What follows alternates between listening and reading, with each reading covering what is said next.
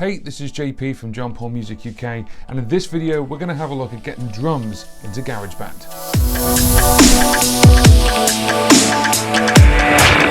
Hey guys, welcome to the channel. If you've never been here before, my channel is all about music tech and looping. If you like the content in this video, please give it a thumbs up, as it really does help the channel grow. And if you like all my content, please consider subscribing to the channel as well. This is episode 4 in a series of videos all about GarageBand on iPad, iPhone, and even the iPod Touch. So there's a couple of different ways we can actually get drums going in GarageBand, and they're split into two categories. The first one is drums. Now the other way you can do it is you've also got a drummer, and the difference between this is a virtual session drummer. So the virtual session drummer is in drummer, and you've got things like acoustic, electronic, and percussion. And then the drums section is where you create the beat yourself. So if I just tap on drums, it will load up the last drums kit that I had, and we've got our physical drum kit here, and I could just tap on them and tap on the individual parts, and it will play a drum kit. Right in the middle here, you'll see it says SoCal, and that is the drum kit. So I can tap on there, we can go to the sound library and get more drums. There have been more electronic drums released recently, and also you've got percussive drums as well. So if I go to the percussive drums, I'm going to go to pots and pans, and you'll see it completely changes. If I go over to the takeout drums, completely changes again.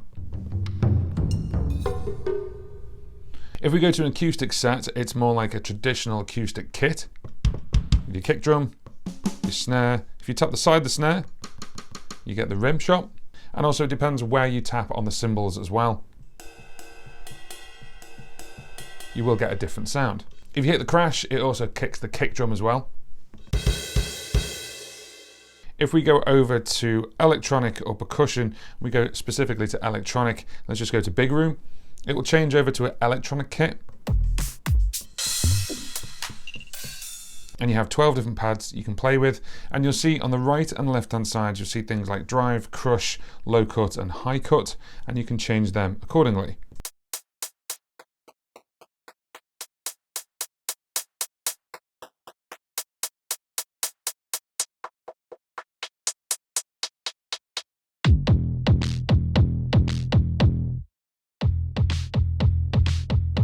So those little controls there will actually change the sound. So no matter which kit you pick, it will show you a timeline at the top. So let me go back to another kit. This is the Brooklyn kit. So it shows a little icon of a drum kit there on that channel, and then we're ready to record. I can hit record, it's going to give me a 1, 2, 3, 4, and I can manually tap this in.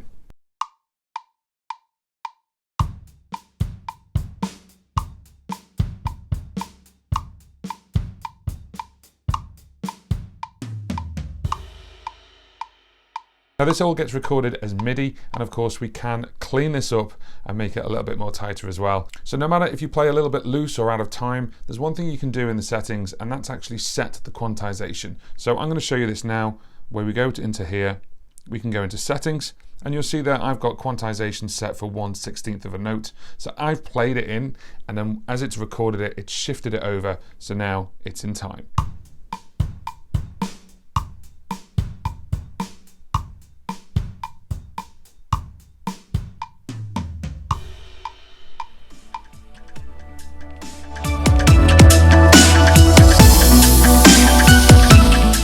Section of how to get drums into GarageBand, we've used the middle bit here at the bottom where it says acoustic drums, and we're actually going to use smart drums. I'm going to tap on smart drums, and this time what it's going to do is it's going to bring up a grid. This grid just says loud, quiet, simple, or complex, and we've got our drum kit. So at the moment it's set to hip hop. I'm going to leave it on that, and what we can do is we can actually drag the elements of the drum kit into this box, and it'll create a beat.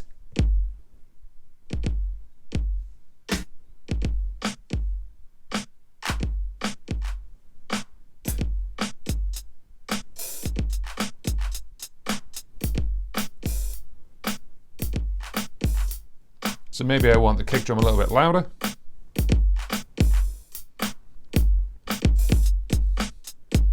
Want the hi-hats a little bit quieter. and the snare quieter as well. I'm going to bring a shaker in. Great. Now to turn that off, all I do is there's a little on-off switch here, I just turn that off. I can reset that and all those go back to the beginning. Or there's a dice at the bottom here, I just hit the dice, it's going to randomize it for me.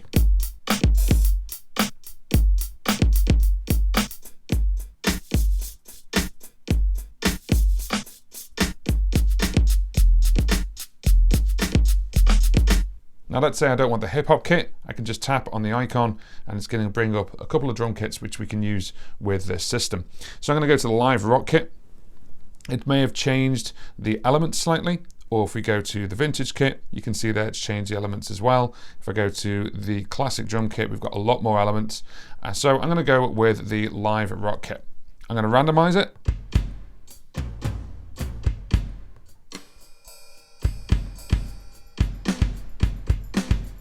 I'm just going to fine tune it the way I want.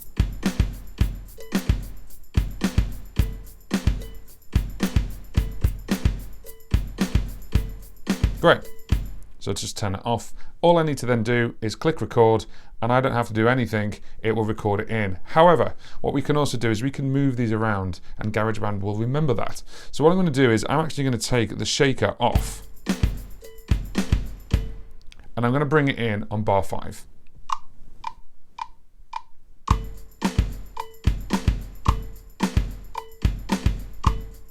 Okay, here we go.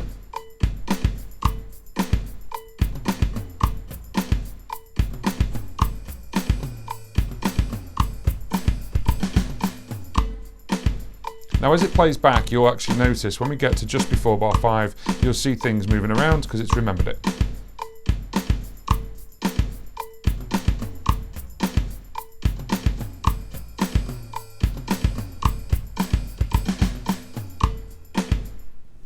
So if I'm not happy with that, I can obviously re-record it, or if I am happy with that, it's already set in. I've set it in for 8 bars. And of course, I could then duplicate that further down the song.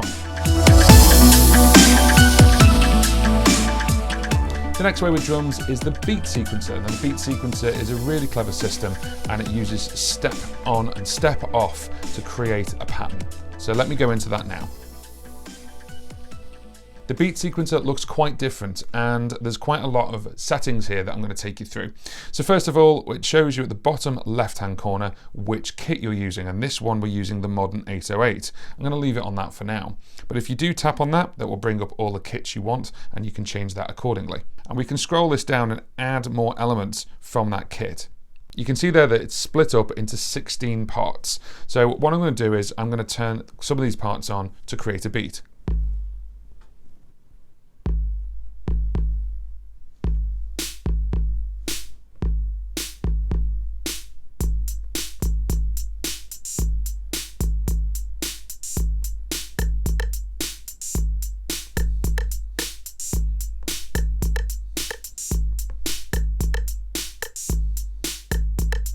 Now right at the bottom, there is an on-off switch which is green.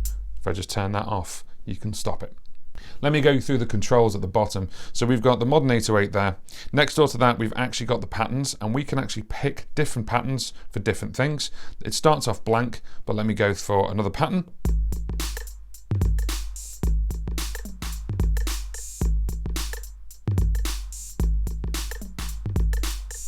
Now that pattern is more than 16 steps. It's actually 32 steps, and you see at the very top the other set of steps which are just here, and you can change them accordingly. The next one is randomizer again, so we've got another randomizer, little dice there, and it'll completely randomize the beat. And then you see the little eye. So the eye basically shows you the pattern settings. This is 32 steps, the step length is 1/16th note, the playback mode is forward, and the swing, we've actually got a bit of a swing in there, which is a little bit of a heavy swing on this beat. So let's play it again, and this time I'm going to randomize it.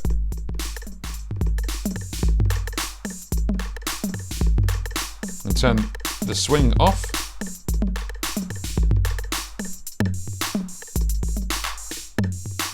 Great.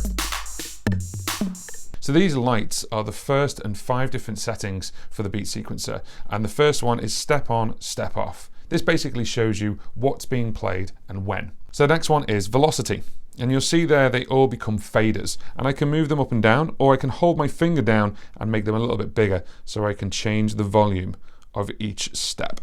This is really useful for humanizing the beat a little bit and obviously not making it so robotic. The next one along is note repeat. And what note repeat does is exactly what it says on the tin. So what I'm going to do is I'm going to do a note repeat on the snares, and I'm going to hold it down, and you've either got one note, it hits once, we've got 2, 3, 4, and 8. So what I'm going to do is I'm just going to do 2, I'm going to do 3 on that one, and I'm going to do 4 on that one. Just have a listen to the difference.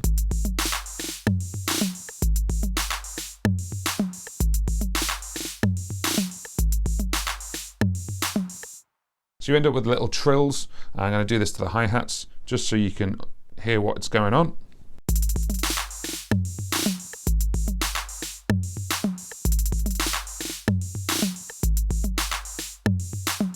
The next one along is chance, and this really does randomize it. What it does is it actually changes over to how much of a percentage of that is going to be hit. So I can actually say for these claps, 70% there, 50% there, and then this one I'm going to say 50% as well. So they're only going to get hit or have a chance of being hit 50% or 70% of the time.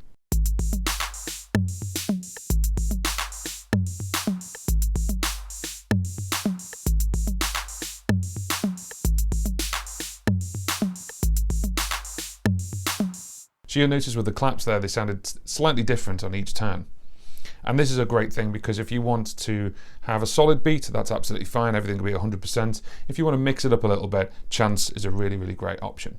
The next part is loop start, loop end. This is a really clever system where each part of the instrument, so the kick, the snare, the clap, the hi-hat, you can tell it whether you want it to go for the full, say 32 steps, or for, say for example with the kick, what I'm going to do is I'm going to change that so it's only going to go for 8 steps.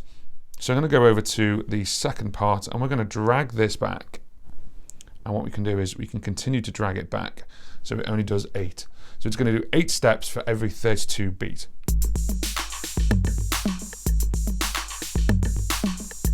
Let's drag it over to 12. Now it is going to go slightly out of sync or change the syncopation, but it's always in time.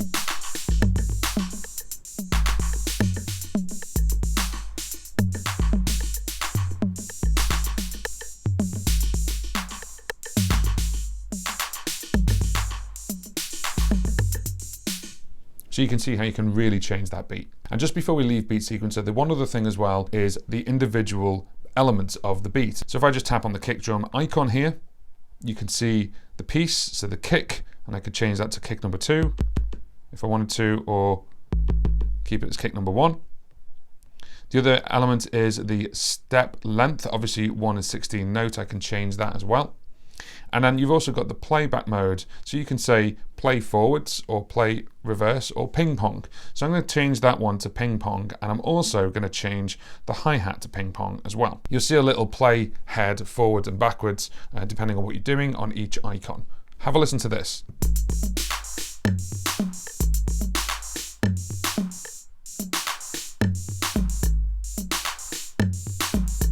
So you can clearly see there that they're going forwards and backwards. Let's go back to the first bit.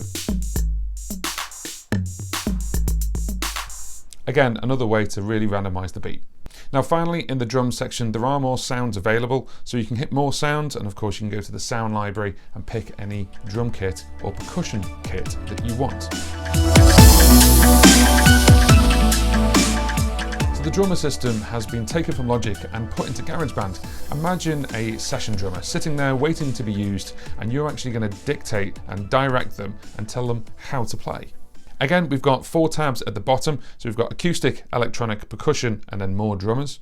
I'm just going to tap right in the middle. What this does is it's going to load 8 bars of a drum, and you'll see the big yellow bar at the top here. And then what we're going to show you is the drum system. So first of all, this is Kyle. He's one of our drummers. If we actually tap on Kyle, we've got access to more drummers, and they've even got backstories and tells you the kind of drumming that they'll do.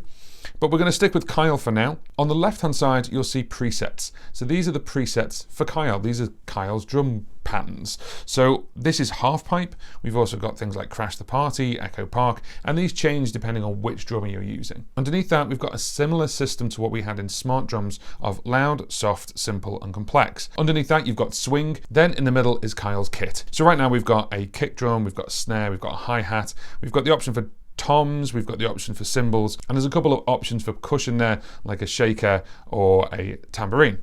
Underneath the kit, it says fills, and this is how many fills or how much filling you want him to do, maybe at the end of 4 bars or 8 bars. So if I drag that up to the top, have a look at what happens to the yellow bar. You can see that the fills change. I'm going to change the square here where it says loud, soft, simple, and complex. I'm going to move that right to the top right-hand corner, and when I let go, you can see the wave format changing. Now this is still MIDI, but it's actually real sampled audio that's moving around and changing. And on the right-hand side, we've got kick, snare, hi-hat, and percussion. Percussion's grayed out at the moment, but let's add some percussion in. And we've got basically just different variances of what is going to be played for half pipe. So this means that you can have a multitude of versions just for one preset. I'm going to hit play just so you can hear what it sounds like. And I'm going to start moving things around just so you can hear how it changes.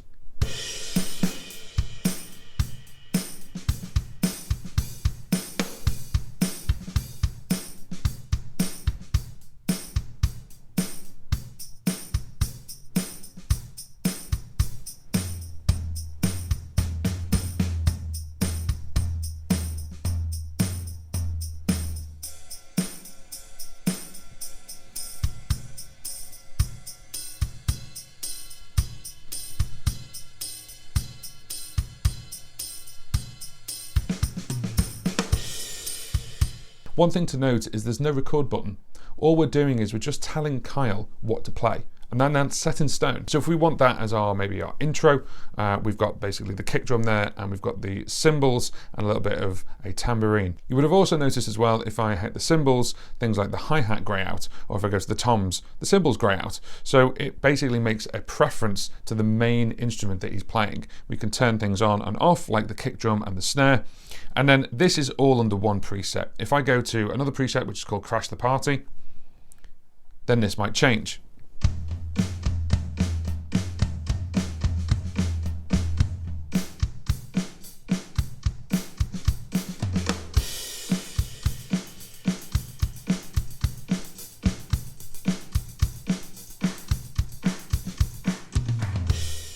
The great thing about all of this is it's all the same kit. This is 8 bars long, so how do I make him change something? So for example, we've got this 8 bars, this could be our intro, and then what we want to do is we want to make a verse, then we want to make a chorus, but we want it to play differently throughout the song. What we're going to do is we're going to actually work in the sections. So in the top right-hand corner, we've got the little plus next door to the 8, and if we click that, this is section A. What we're going to do is we're going to add another section, and I make that section 16 bars long.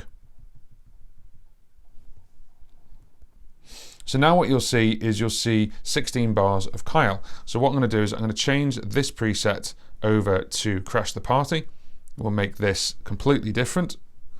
And then if we go back to section A, what I'm going to do is I'm going to make section A half pipe, just for example, and then just have no snare and just have that.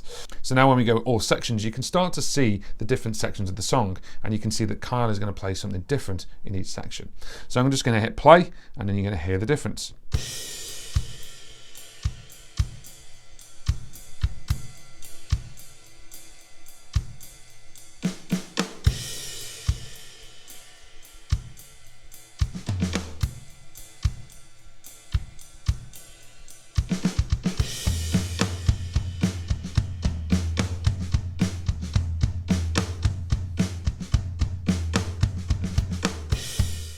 And I'll stop that there.